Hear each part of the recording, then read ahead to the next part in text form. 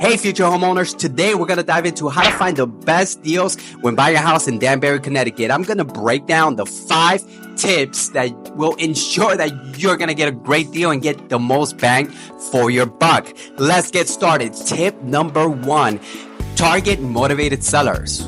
Now, what does targeting motivated seller means? It means not every seller is the same. For instance, there's sellers that are highly motivated. Let's think of this from a scale of 1 to 10, right? Let's say somebody is looking to get a premium or get a great offer on their house, or else they just don't have any motivation to sell. They're okay with buying something or moving to another house that they may own, whatever. Let's say that their motivation is anywhere between 5 and 6 out of a 10 point range.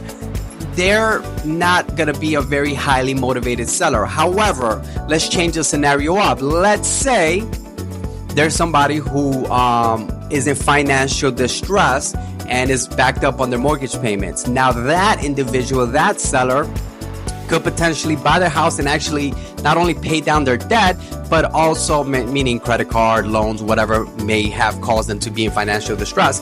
But they'll be able to actually walk away with $100,000 in their pocket. Incredible, right? I mean, that's the power and the equity in today's market. Now, but let's say they're backed up and they don't have any money in the bank and bills are just piling up. Now, their motivation is not a 5 or 6 like the first seller. Their motivation is a 7 on a minimum, probably an 8 or 9 or 10. So that particular seller is willing to actually sell at a discount or at a haircut just for the simple convenience of relieving that pain that they're going to. So that, giving it at a discount, but relieving it quickly for convenience, that is what they're willing to trade for it. All right. So that's a motivated seller. Another types of highly motivated sellers are people that are relocating for work, people that are divorced, stuff like that. So once you hear about these stories, or these are your sellers, then there's high motivation, right? Or let's say they even already moved out. They already bought a property. They moved out of state, retired, whatever. And they're just paying and incurring, monthly costs on a property that's just not being used at all. That's a higher motivation seller. Fantastic. All right, let's move on. Now, when you're looking at the market, the next tip is to focus on homes that have price reduced, or that the listing has just been sitting for 60, 70, 80 days on the market. Now, yes, in today's market, that's not the norm. If a home is in decent shape and it's priced well, the chances of it selling are higher, right? However, there's a lot of sellers out there that want to price their property high, and that could potentially cause them to just sit on the market for a while. So there's a lot of evidence statistically that shows that sellers that overprice their house actually get less money than sellers that underprice it just by a hairline under the market value of their home. Just because these individuals attract a ton of activity and the other ones are just getting 1, maybe 2 showings a week. So now they are becoming, if there's some sort of motivation there, now they know, holy moly, I need to sell my house. And hey, I haven't had a showing in a week, or whatever the case is. I don't know how bad the case could be, but look at those properties instead of those properties that are just brand new in the market, because they're more likely to have some sort of pain point, to have some sort of motivation to be able to let go of the house for a discount to the actual real home valuation is of the property. Now, if you don't know the home valuation of the actual comparable or the right price for that particular home, ask your real estate agent to prepare you a comparable market analysis report. Fantastic. Motivated sellers are just going to be more flexible with pricing terms and allowing you to negotiate better. Now let's move on to tip number 2, search off-market properties. This is my bread and butter. I love searching for off-market properties. Now, what does that mean? What is a off-market property? For those who do not know, off-market homes aren't listed publicly, and they essentially, because they're not listed or marketed everywhere, meaning homes that are not listed publicly are not going to show up in Redfin, Zillow, and all these applications, or in the MLS. That means that exposure to them is incredibly low. That means the competition or you fighting with buyers to get these properties are just low, because there's nobody fighting for these properties because they just don't know that they're for sale, right? Now, the $1 million question is, how do you find this off-market properties? Now, the first step is to actually find a real estate agent who who actively works with off-market deals, who has a portfolio of off-market deals that he provides to his clients, right? Just remember though, not every real estate agent does this. Actually, the majority of real estate agents don't even know how to get an off-market property. They might stumble across one, but you know, they just don't know how to do it. And it just requires real estate agents to put in the legwork to reach out to home sellers, to be active 100% in their business and be able to have these conversations on a daily basis for them to be able to have these options for their clients, right? For instance, even if there's a limited inventory in a particular place next to a school that, you know, you're trying to move your child to, they could potentially find you let's say there's no properties in that area. A real estate agent could potentially find you off-market deals. And remember, you could have great negotiating power on their off-market deals. Now, why will people sell their property off-market? 100 reasons. 100 reasons.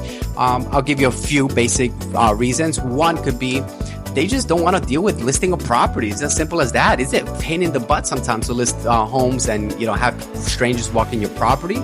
So it's a pain in the butt. They don't want to deal with it. They don't want people coming into their space. They'd rather, again, get a haircut for their property and do it in a convenient and confidential way. That's in a discreet way. That's it. Simple. There's 100 of the other reasons, but I'm not going to bore you guys with this one. That's not what this video is about.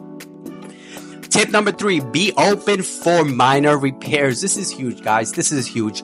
When I tell my clients, hey, okay, fantastic. You want a great deal? Great. Now, are you open to cosmetic work? And I say cosmetic work because what I mean is replacing flooring, painting, hardware. These are things that could easily be done by anybody. You know, you could actually do it yourself. Most DIYers do these kind of things. You don't need to hire or contract and pay thousands of dollars to get this work done. You could actually do it yourself just watching a YouTube video. I am a full living proof testimony that you could do that.